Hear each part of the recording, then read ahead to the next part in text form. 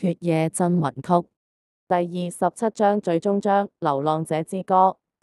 一年後，2026年5月23日，天上毛毛細雨徐徐落下，霓虹燈光在黑色鬧市中閃爍，車流與人聲交織成一首永不停歇的都市交響曲。艾斯特背着那抹鮮豔如血的紅色大提琴盒，步伐沉穩而輕盈，仿佛暗夜中的幽靈，無聲地穿梭於喧囂的人群之間。一頭濃密的棕色長直秀髮隨風輕揚，宛如在飄動的絲綢，在霓虹燈光的映照下閃爍着微妙的光澤，輕輕拂過他那蒼白如瓷的臉龐。他的肌膚白色得近乎透明，仿佛月光凝結而成，卻帶着一絲病態的脆弱美感。修長的眉梢如刀鋒般凌厲，勾勒出堅毅的弧線。眉下那雙塗抹着濃重黑色眼影的眼眸，猶如深邃的星空，褐色瞳孔中閃爍着異樣的金色光彩，時而炯炯有神，時而幽暗如淵，仿佛能看穿一切黑暗。他的鼻梁筆挺而修長，線條完美得如同雕塑，透出一股高貴的氣質。兩片塗着深邃暗紅色唇彩的唇瓣，豐厚而飽滿，微微抿緊時流露出一絲冷冽的決然。他的瓜子臉輪廓分明，稜角精緻如雕琢，宛若藝術家筆下的傑作，卻又帶着一抹超脫凡塵的疏離感。雖然外表看來不過16、17歲，清潔中透着少女的柔美，但那張絕美的臉龐上，卻隱隱滲透出一股與年紀不相符的攝人氣勢。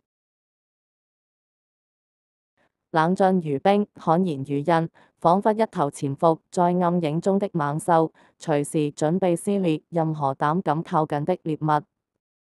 他身着一襲黑色皮革戰衣，緊貼其纖巧但強壯的身形，勾勒出強悍與柔美的輪廓。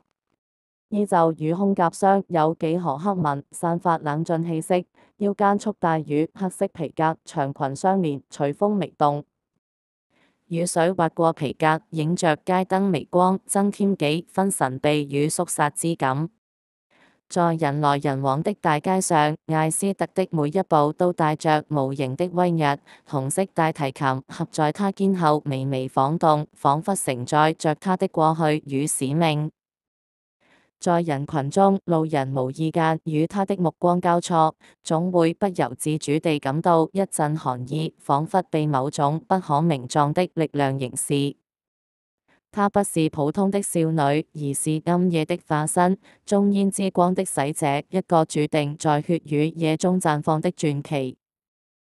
她的身影在燈光下顯得孤獨而堅定，左眼偶爾閃過一抹金光，仿佛提醒着她體內寄宿着那股絕不平凡的力量。一年來，艾斯特獨自一人重操故業，成為了吸血鬼獵人中的傳奇。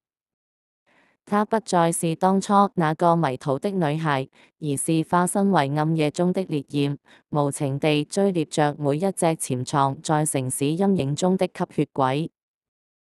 她的名字在吸血鬼的地下社會中迅速傳開，成為恐懼的代名詞。但她知道，這場戰爭離結束還相當漫長。艾斯特推開一扇生鏽的鐵門，步入一條昏暗的巷道。空氣中彌漫着潮濕的霉味和淡淡的血腥氣息。他閉上眼睛，專注地聆聽周圍的動靜，感受四周的空氣流動。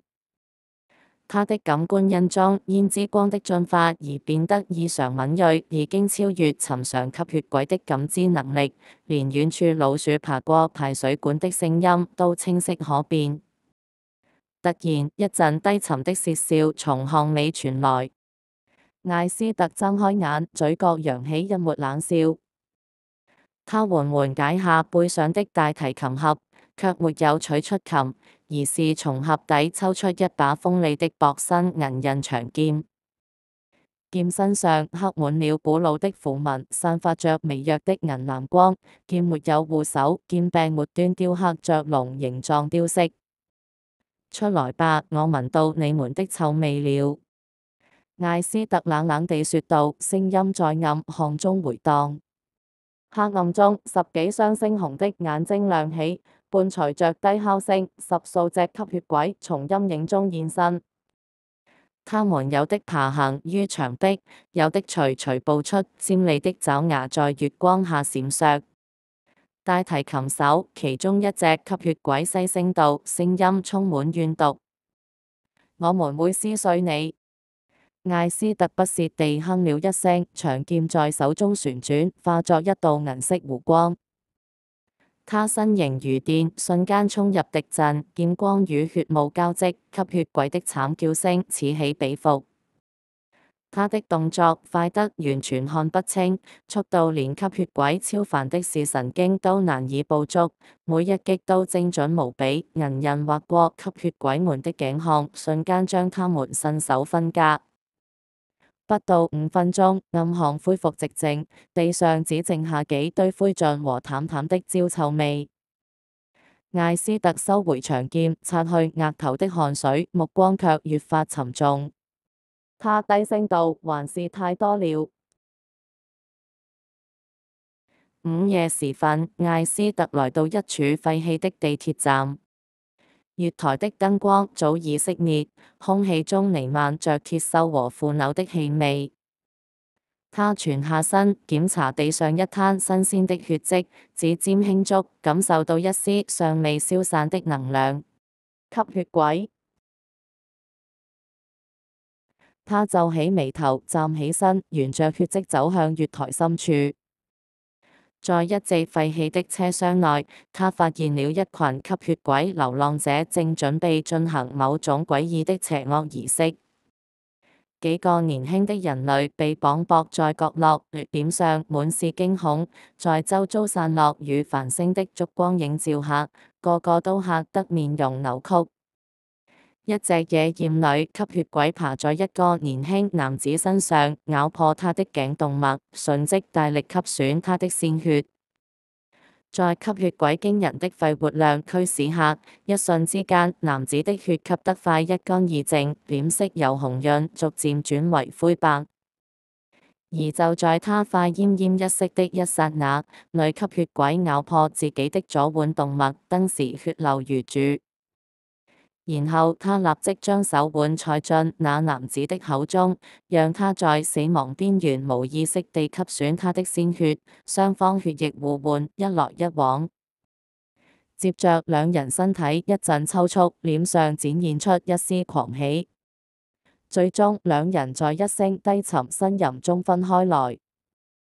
看來你們的王還沒教會你們什麼叫低調。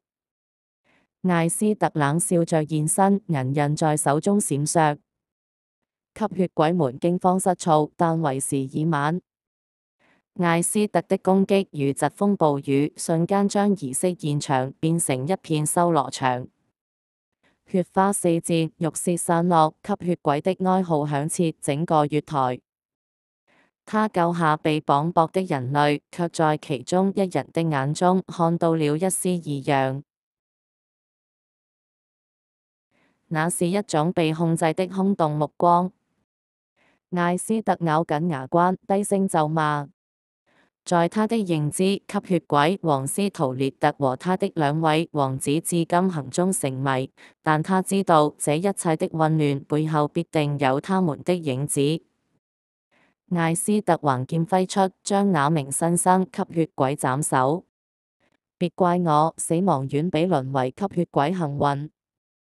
他在地宮一役之後，已經並非第一次見到這種邪惡儀式。在從前漫長的狩獵吸血鬼旅程中，也甚少遇見，反而是最近這一年，這種儀式越來越多。艾斯特心想，可能是因為在上次地宮一役之後，吸血鬼損失慘重，所以如今要急需補充新血。他隱約察覺是有蹊蹺，卻無法解開疑惑，只知道血族地下世界的秩序正悄然崩解。因為此刻的艾斯特仍未知曉王已駕崩。大廈頂層的夜色深沉，艾斯特登上一棟破舊大廈的頂層。城市的天際線在他腳下展開，無數燈光如星海般閃爍，四周寂寥無聲，只有微風輕吹和細雨落下的滴答聲，令人仿如置身荒漠一樣。夜原來可以如此平靜。艾斯特從紅色大提琴盒中取出那把外觀古雅優美的大提琴，琴身散發着淡淡的黑色光澤，仿佛與他的命運緊緊相連。他站直身子，閉上眼，劍人琴腳釘插在地上，指尖輕觸琴弦，緩緩拉奏出一曲悅耳而悠長的旋律。在夜幕低垂的高空下，無邊無際的漆黑中，薩拉薩蒂的《流浪者之歌》Sejourner Horizon Gypsy Airs 由艾斯特的大提琴悠然奏響，音色深邃而婉轉，仿佛星光與夜風交織的幻象。公然間流淌出奔放的吉普賽旋律，時而激昂與烈焰狂舞，時而低回似月下細雨，牽動心弦，令人沉醉於這片無垠夜空中的音樂詩篇。琴聲語泣如訴，穿透夜空，仿佛在召喚什麼，又仿佛在告別什麼。音樂中蘊含着它的力量，帶着中煙之光的氣息，吸引着潛藏在城市中的吸血鬼。果不其然，琴聲響起不到10分鐘，數道黑影從遠處掠來。吸血鬼們被音樂吸引，眼中閃爍着貪婪與兇光。然而，當他們靠近時，艾斯特放下琴，銀刃再次出鞘。這一次，他再度以一敵十，動作與行雲流水，劍光與血霧交織成一場致命的舞蹈。吸血鬼們連還手的機會都沒有，便化為灰燼，隨風消散，仿佛從來沒有在世上存在過一樣。戰鬥結束後，艾斯特站在大廈邊緣，俯瞰着這座永不眠休的城市。他的心頭浮現出法蘭克的臉龐，那個曾經與他並肩作戰的男人，如今仍在阿拉斯托爾秘密安全屋的醫療室中沉睡，等待奇蹟降臨。法蘭克，我答應過你，我會終結這一切。他低聲說道，眼中燃起烈焰般的決心。斯圖列特，你們躲不了多久。我會找到你們，把你們碎屍萬段。1年嚟的狩獵讓艾斯特明白，吸血鬼的威脅遠比他想象的更加深遠。黑暗血族的地下社會越來越混亂，但艾斯特不再畏懼，他已經接受了自己的命運。作為中煙之光，他是吸血鬼的剋星，也是人類的希望。他將大提琴收回盒中，背起它，轉身消失在夜色中。琴聲的餘音仍在空中迴盪，仿佛在訴說着他的誓言。這場戰爭還未結束，但他將戰鬥到最後一刻。城市的天空泛起一抹微光，黎明即將到來。而艾斯特這團永不熄滅的烈焰，將繼續在黑暗中燃燒，直到吸血鬼的威脅在世上徹底終結。我是艾斯特，戴爾 Esther Dale， 一個曾經是人類的靈魂，卻因一場血腥的意外，徹底改變了命運的軌跡。那場恐怖的災厄撕裂了我的肉身，將我推向了另一種存在。吸血鬼，一種被詛咒的污垢物種，擁有無與倫比的力量，卻也背負着無盡的痛苦。我的身體在黑暗中甦醒，獲得了超乎常人的力量，但我的心靈從未屈服。我拒絕墮落，拒絕成為那些我所鄙視的醜陋怪物。於是我選擇了一條荊棘密布的復仇之路，誓要將那些將我推入深淵的兇手一一清算。這條路崎嶇而危險，但我無所畏懼，因為我知道一旦停下腳步，我便會被這詛咒吞噬，徹底淪為我所痛恨的東西。我並不懼怕死亡，因為我已死過一次，在那無邊的地獄中，我見證了最深邃的黑暗，世上再無任何事物能讓我恐懼。雖然終焉之光令我變得更強大，已經可以無視陽光的威脅，可是作為吸血鬼，我仍然無可奈何地依靠鮮血為生。我愛這力量的狂野，卻恨這詛咒的枷鎖。但無論如何，我絕不會與那些怪物同流合污。我是獵人，而他們是獵物。我們之間的對立如同日與月、光與暗，永遠無法共存。我是艾斯特·戴爾，吸血鬼獵人，我的鎮魂曲將為那些墮落的靈魂奏響終章。如果你也是吸血鬼，那麼請小心。因為當夜幕降臨，我的利刃已在暗處砥礪，準備收割你的命運。願